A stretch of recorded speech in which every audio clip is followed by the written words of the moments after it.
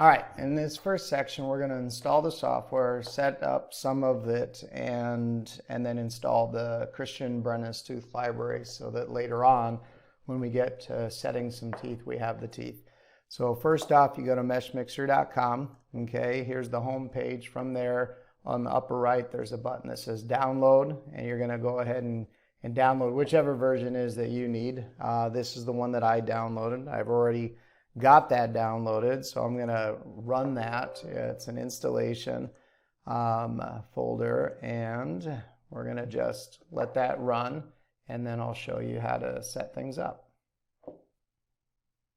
All right, so after it's done running, we can go ahead and look that one up, Mesh Mixer.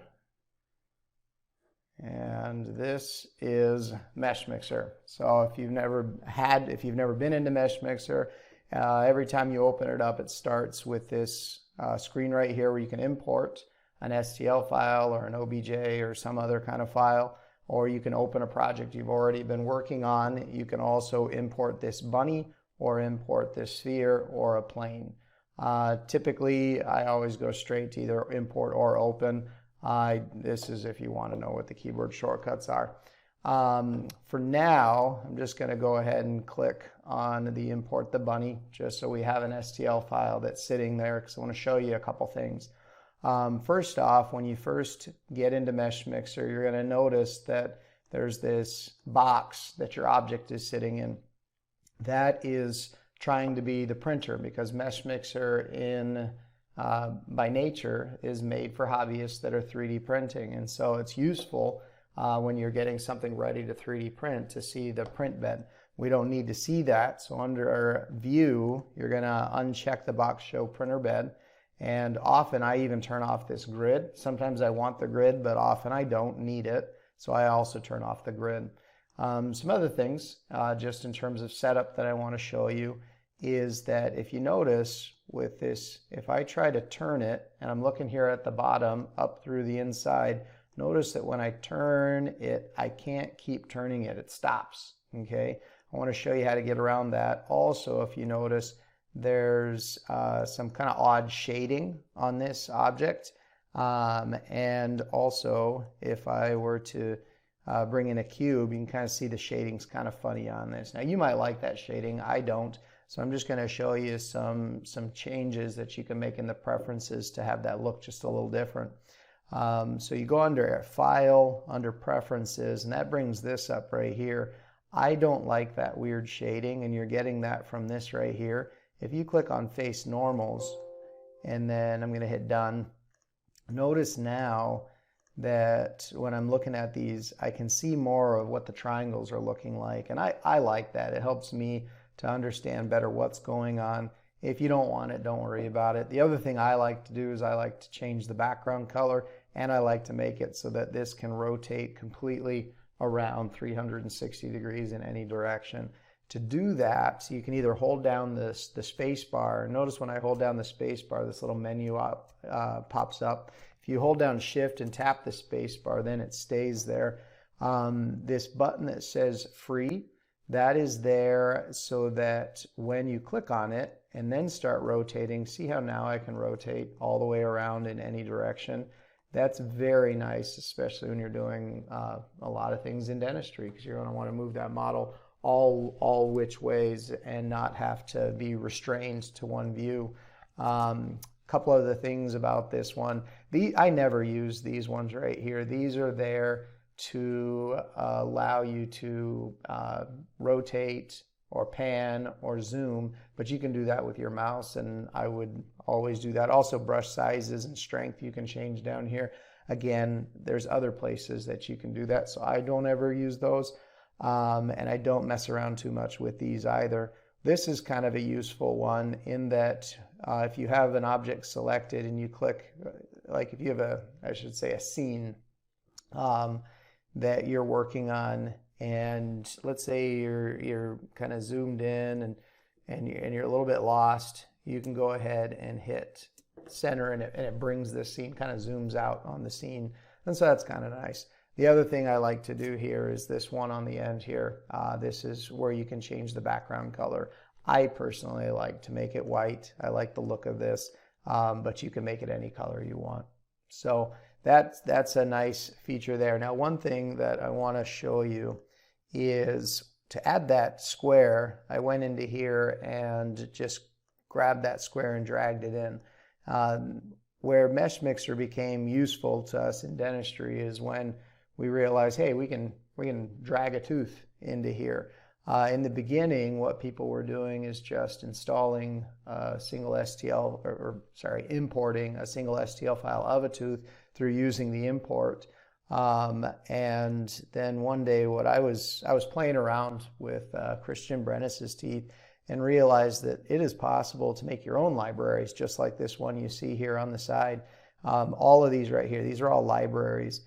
And so what I've started playing around with is how to build your own library and how to give it these nice little icons here off to the side. So I want to show you how to do that kind of an installation. So let me open up a couple things for you.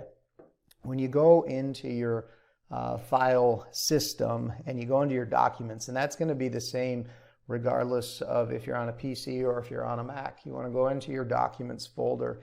And when you do your installation of Mesh Mixer, it automatically creates this folder here. And so you're going to first go into there. Here, I'll go ahead and make this a little bigger. You're going to go into there and under libraries and then under parts. If you notice, if we go under defaults, these right here are the same options that you had over here. You got your arms, ears, heads, legs, all those are right here. This is where it hangs on to those. And so, for example, these arms, if I go into here and change the icons, notice right here that each of these three folders or files, it correlates with something in that system. So if you look, for example, and it kind of has them in backwards order. So let me actually select the ones down here. So if you look at these right here, these are talking about this one right here. It has an OBJ, which is the actual file, the actual 3D model. This is just a thumbnail in a PNG, and then this one is a part. So this is kind of like the information that the software needs to be able to use this, and this is just for your reference. So, so the idea is to make these same files for a tooth, and I'll show you real quick how you could make that. Let's say that this bunny here you wanted to make into your own button.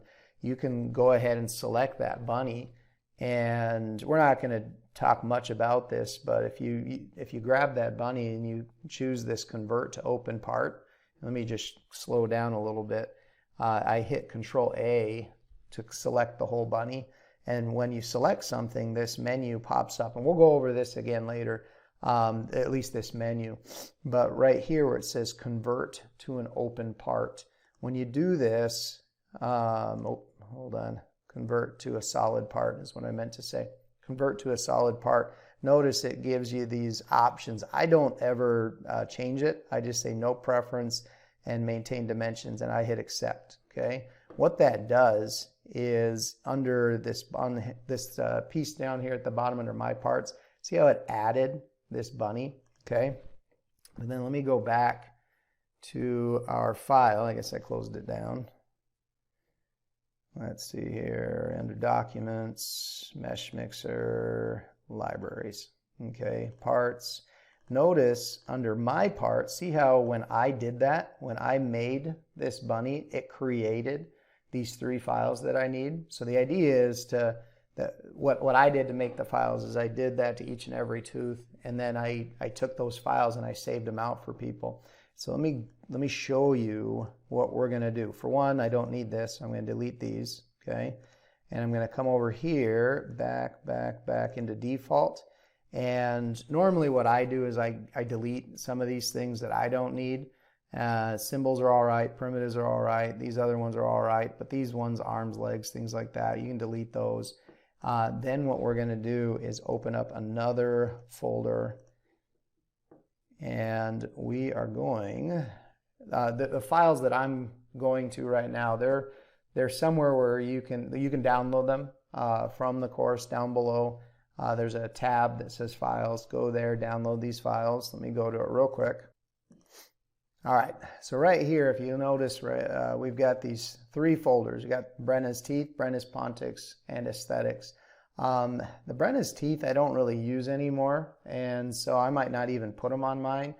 Well, maybe I will just to show you what they are, but normally when I'm just working for myself, I don't leave those on because I really just don't use them anymore. They're an open-ended tooth. The Pontics are closed at the bottom, and the Brenna's Aesthetics are different variations of anterior teeth, and I'll show you what I mean. But all you have to do is you got to take these folders and you got to move them in to this part right here, okay? I'm realizing that let me copy these back over here as I want to keep them in that same place I had them. But that's the idea, is to get those files into here. Now, when you close out, I'm going to close out of Mesh Mixer and then hop back into it. You got to close it out and go back in whenever you mess around with those files. But now, when I'm back in here and I bring my same bunny in and I go to the Mesh Mix, I'm going to see that there's more options. Okay. Now, one thing that there might still be loading some of these. Notice these aren't there yet. These are big files, and it takes a while for those libraries to load. But if you look at just the first folder here, the Brenna's Aesthetics, these are just anterior teeth. And if you look, we've got square ones, and we have square round, and we have round. And so basically Christian had made a set of teeth, and then people asked for different options for the anteriors, and so he came out with some other ones. If you look right here, this is a set of teeth. This happens to be the first ones he made, which are these ones, the square rounds. And so let me go back there. So if you look right here, now we have all of these teeth set in this library, and you can either drag a single tooth onto the scene like this, okay?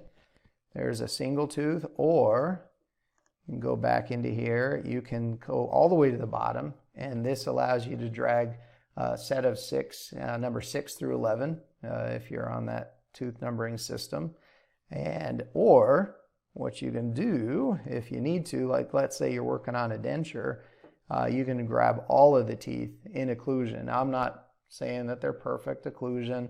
I'm not saying they're balanced or anything like that. That's just back when I was making this library, I set all the teeth arbitrarily, okay? And so at some point we'll talk about how you can take that and tweak the setup and move teeth individually. But it does speed things up in certain circumstances when you can grab a whole set of teeth like that. So that's how you add teeth in parts in general, if you want to make your own parts. And you'll notice throughout this course, I'll show you a couple other things that you can install to make your life easier. But that's it for this first section, where we're just getting everything installed. Okay, if you have any questions, I know that sometimes people run into some snags. Be very careful when you're doing the installation to get the folders in the right place. The most common problem I've seen with people is that they put the folders just barely in the wrong place. So look, be very particular about that step and make sure things end up in the right place. Thank you so much.